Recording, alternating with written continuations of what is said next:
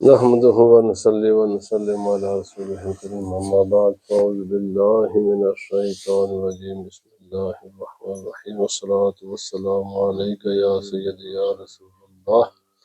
وعلى آلك وأصحابك يا سيدي يا حبيب الله. حضرات، درس تصوف میں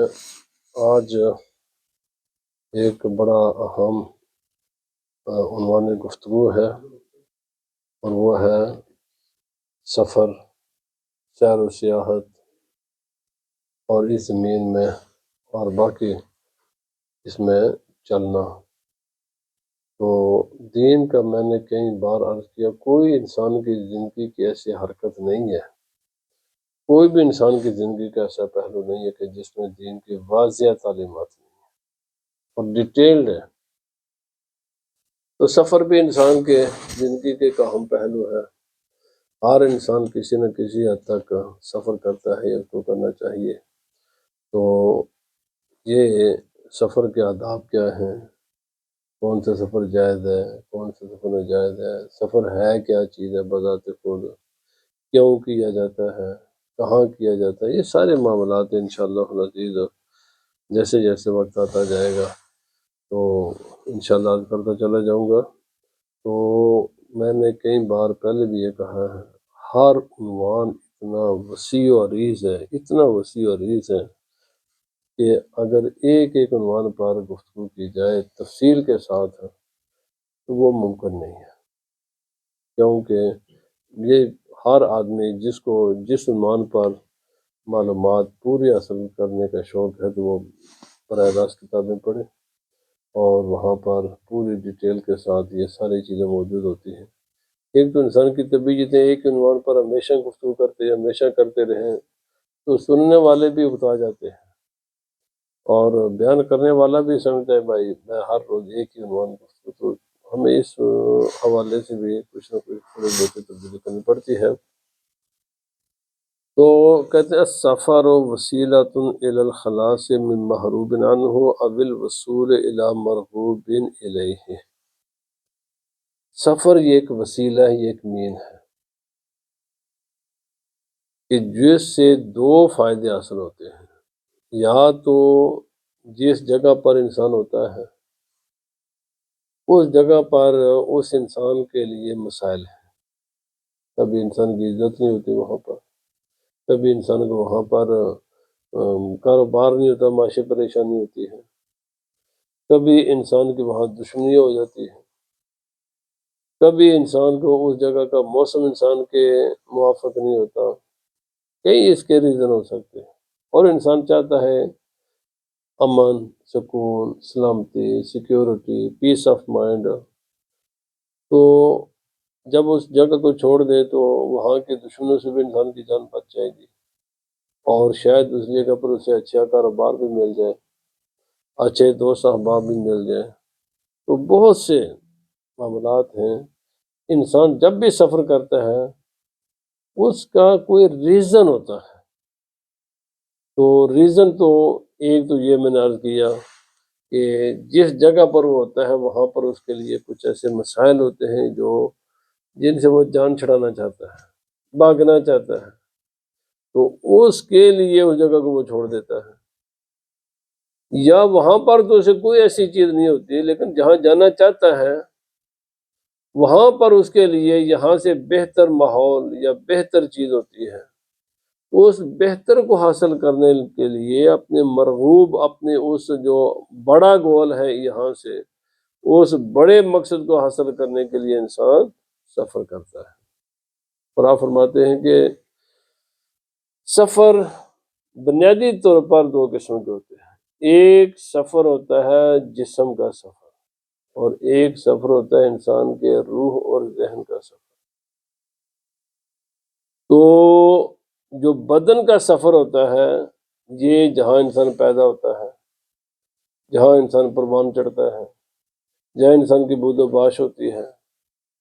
تو اس جگہ کو چھوڑنے کا نام سفر ہے، کہ انسان اپنی جائے پیدائش کو چھوڑ دیتا ہے، اور جہاں وہ پروان چڑھا اس جگہ کو چھوڑ دیتا ہے، اپنے گاؤں کو یا شہر کو یا اپنی بستی اور محلے کو چھوڑ دیتا ہے، لیکن ایک سفر ہوتا ہے وہ انسان جگہ کو نہیں چھوڑتا، جو اس کی روحانی کیفیت ہوتی ہے یا جو ذہنی اس کا لیول ہوتا ہے اس کو چھوڑ کر بلندی کی طرف جانا چاہتا ہے، کہ وہ سفر ہے دل کا، کہ انسان جب پیدا ہوتا ہے تو پیدائشی طور پر وہ ایک حیوان ہوتا ہے، اس میں کوئی حیوانیت کے علاوہ اس میں کوئی صفت نہیں ہوتی، لیکن بعد میں وہ یہ محسوس کرتا ہے کہ مجھے تو اللہ کی پاکیزہ مخلوق فرشتے ہیں، نیکوکار لوگ ہیں، مجھے تو ان جیسا ہونا چاہیے۔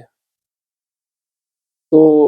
اسی طرح اگر ذہنی سفر ہے تو جو لوگ مجھ سے زیادہ پڑھے لکھے لوگ ہیں مجھے تو ان کے لیول کا ہونا چاہیے۔ تو یہاں سے شروع ہوتا ہے انسان کے ذہن کا سفر یا انسان کی روح کا سفر، اور یہ جو سفر ہے نا جی، بدنی سفر کی نسبت روحانی سفر اور ذہنی سفر یہ کئی درجہ اعلیٰ اور افضل ہے۔ کیوں کہ انسان پیدائش کے بعد، دنیا میں آنے کے بعد ایک مقام پر وہ رہتا ہے، اور جو اپنے باپ دادے اور چھوٹے سے ماحول کو اس نے دیکھا بس اسی دائرے میں انسان رہتا ہے اور اسی کو ساری کائنات سمجھتا ہے، اور سمجھتا یہ ساری کائنات یہی کچھ ہے، جو ماں باپ کے عادات وہی، جو ان کے اخلاق وہی اس کے اخلاق، جو کچھ کھانا پینا پہننا سونا جاگنا اٹھنا کام شام کرنا وہی یہ کام کرتا ہے انسان، اور اسی کو ساری کائنات سمجھتا ہے۔ حالانکہ حقیقت یہ ہوتی ہے کہ انسان پیدائش کے بعد چاہے ذہنی سفر ہو چاہے روحانی سفر ہو، دونوں کے لیے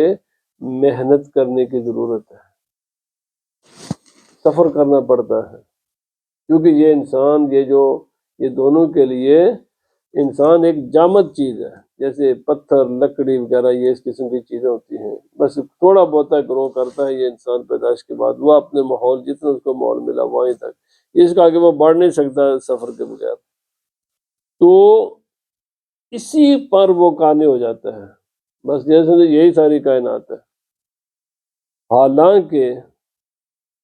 یہ کائنات بہت وسیع ہے، زمین و آسمان سے بھی بڑی ہے یہ کائنات، تو چونکہ اس کا دائرہ بہت چھوٹا ہو جاتا ہے، اور چھوٹے دائرے کے ایک اندھیرے ہی میں وہ انسان ساری زندگی گزار کر دنیا سے چلا جاتا ہے، تو اس لیے جو جسم کا سفر سے زیادہ اہم سفر ہے ذہن کا سفر اور روح کا سفر، کہ انسان اپنے ذہن کو بھی علم کی روشنی سے منور کرے، حقائق کی روشنی سے منور کرے، اور اپنے روح کو بھی عقائد صحیحہ اور اخلاق حسنہ کے ساتھ متصف کرے، اور تو اس کے لیے انسان اپنے علاقے میں اپنے گھر میں بھی رہ کر بھی ترقی کر سکتا ہے، اگر اس میں یہ شوق ہو ذوق ہو روحانی ترقی کرنے کا، اور سفر جسمانی سفر کے ساتھ ساتھ بھی انسان یہ ترقیاں اور یہ سارے معاملات انسان حاصل کر سکتا ہے۔ اب یا تو مطلوب ہوتا ہے، یعنی مطلوب کیا ہے، کوئی یاد مطلوب دو قسم کے ہوں گے، یا تو وہ دینی ہوگا یا دنیاوی ہوگا۔ دینی مثلا مال دولت ہے، تجارت کرے گا، تجارت کے لیے انسان سفر کرتا ہے، اچھی جاب کے لیے انسان سفر کرتا ہے، یا دینی تعلیم کے لیے سفر کرتا ہے، یا دنیاوی تعلیم کے لیے انسان سفر کرتا ہے، اور یا وہ انسان اس کائنات بکھری ہوئی کائنات کا مطالعہ کرنے کے لیے انسان سفر کرتا ہے۔ لیکن یہ جو سفر ہے نا دوسرا علمی سفر روحانی سفر، یہ صحابہ اکرام کے زمانے سے لے کر آج تک یہ جاری و ساری ہے۔ صحابہ اکرام نے بھی بڑے بڑے دور دراز کے سفر فرمائے ہیں۔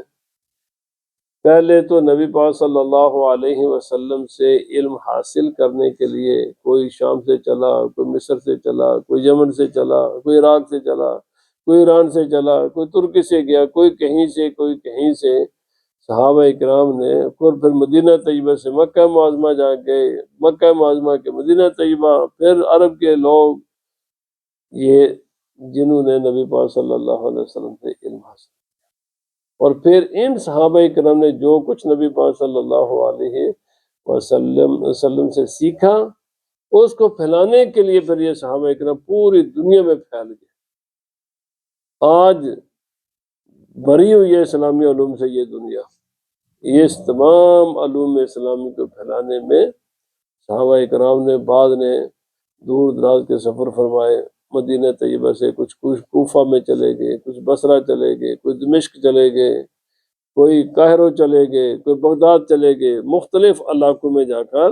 انہوں نے تعلیمی درسگاہیں قائم کر لی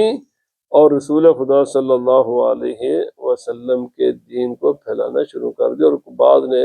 مدینہ منورہ میں رہ کر، اور بعد میں پھر مدینہ منورہ کو چھوڑ کر مکہ معظمہ میں چلے گئے، اور بعد میں کچھ طائف میں چلے گئے، اور اسی طرح مختلف علاقوں میں صحابہ کرام چلے گئے۔ تو فرمایا ایک بات یاد رکھ لیں، اس سفر میں، روحانی سفر میں، جب تک انسان کی نیت پہلے نہ ہو کہ وہ حاصل کیا کرنا چاہتا ہے، اچیو کیا کرنا چاہتا ہے، اس روحانی سفر کا انسان ابتدا بھی نہیں کر سکتا اور کوئی اچیو بھی نہیں کر سکتا۔ مین چیزیں جو ہیں وہ یہ ہے کہ انسان اپنے اخلاق کو بہتر کرے، اپنے روح، اخلاق، ایمان، اپنے جتنے بھی جو دین کے حوالے سے اس پر جو ذمہ داریاں ہیں، ان ذمہ داریوں کو بہترین طریقے سے ادا کرنے کے لیے انسان سفر کرے، اور اس کے لیے پھر اس کو سفر کی تکلیفیں بھی اٹھانی پڑتی ہیں، اور جو چیزیں انسان کو، جو سہولتیں گھر میں حاصل ہوتی ہیں، ان کو بھی چھوڑنا پڑتا ہے، اور بہت سے جو مشکلات ہیں ان کو ویلکم کرنا پڑتا ہے۔ اور پھر اسی سے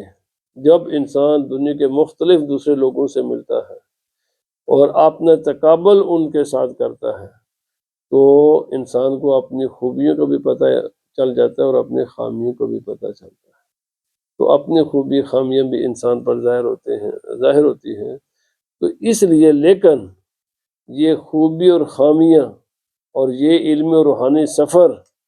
یہ مفید نہیں ہو سکتے جب تک انسان میں ایک صاحب بصیرت نہ ہو، سوچنے سمجھنے والا اس کا ذہن نہ ہو، تجسس کرنے والا اس کا ذہن نہ ہو۔ اور تو اس کے لیے پھر یہ خدا کی کائنات ہے، خدا کی زمین ہے، سمندر بھی ہیں، پھر زمین ہے، زمین میں پہاڑ ہیں، زمین میں پلین زمین ہے، یہاں پر بڑے بڑے صحرا ہیں، انواع و اقسام کے حیوانات ہیں، انواع و اقسام کے درخت ہیں، جڑی بوٹیاں ہیں، اور یہ ساری کائنات بس زبان حال کسی بنانے والے کا پتہ دے رہی ہے کہ مجھے کوئی بنانے والا ہے۔ تو جو انسان یہ ذہن لے کر نکلے کہ میں نے اس کائنات کو پڑھنا ہے اور اس کائنات کے ذریعے اپنے خالق و مالک تک پہنچنا ہے، تو صاحب بصیرت انسان کے لیے پھر اس کائنات میں بہت کچھ ہے۔ تو یہ چاہے سفر جسم کا ہو، چاہے سفر ذہن کا ہو، چاہے سفر روح کا ہو، ان سب کے لیے ضروری ہے کہ انسان پہلے ایک گول اپنے ذہن میں، اس کا الٹیمیٹ وہ کیا اچیو کرنا چاہتا ہے، وہ پہلے بنائے اور پھر اس کے لیے محنت کرے، اور پھر اس راستے کے جو تقاضے ہیں ان تقاضوں کو، ان سامانوں کو، ان سب چیزوں کو اپنے ساتھ لے کر چلے، تو الحمدللہ ثم الحمدللہ اللہ تعالیٰ بندے کو سفر میں کامیابی عطا فرماتا ہے۔ تو آج کا عنوان گفتگو کا خلاصہ یہ ہے کہ سفر یہ اسلام کے بنیادی جو بڑے بڑے اہم موضوعات ان میں سے ایک یہ بھی ہے، اور یہ صحابہ کرام سے لے کر آج تک روایت سے لے کر انشاءاللہ قیامت تک جاری رہے گا۔ تو ویسے بھی انسان سفر کو کبھی نہ کبھی اس کو کرنا ہی پڑتا ہے، تو یہ بنیادی چیزیں ہیں کہ سفر دو قسم کے، جسم کا سفر، ایک روح اور ذہن کا سفر ہے۔ تو پھر انشاءاللہ یہاں سے ہم آگے آئندہ درس میں مزید بات کریں گے سفر پر۔ اللہ پاک ہمیں عمل کی توفیق عطا فرمائے۔ وعلیکم السلام۔